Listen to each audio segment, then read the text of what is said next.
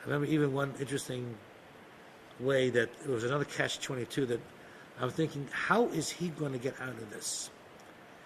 Now, when my father-in-law died, there was an empty apartment underneath my shviger. Already it started, we weren't getting along. When he died, everything went downhill in relationships and communication, etc. Where do you have to go to LA, come work in the business? I mean, my whole life I wanted to be a shlich in California. So it wasn't working out well. And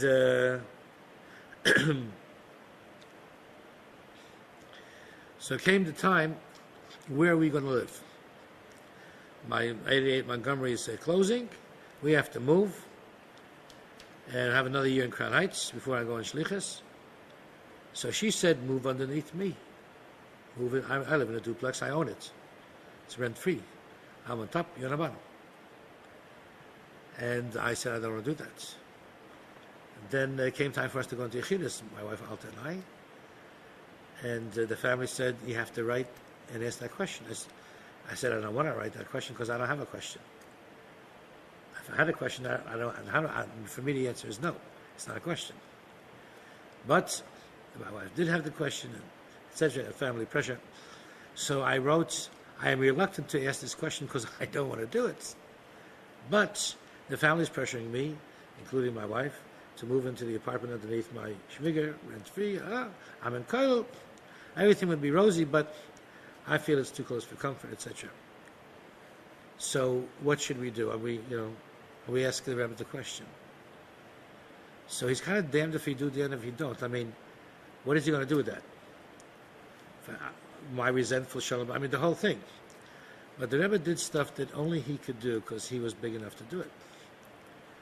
He said, Wohnen in derselbe Gegend, in derselbe section, to live in the same neighborhood is not bad, but sometimes too close is not healthy, not for her and not for you. Is nicht gesund. So in other words, to be in Crown Heights, but to be in that apartment, that's not the way to go. She immediately receded, completely. She's a very strong person. There was no argument, no real explanation. That's irrelevant, however. She was definitely a Lubavitcher Chassid. That's it. It never said, boom. It was over in a second. She pushed very strongly, I should move in there.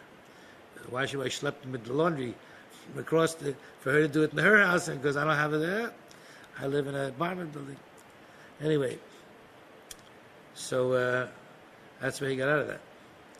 And also, it's interesting a lesson in family dynamics and communication.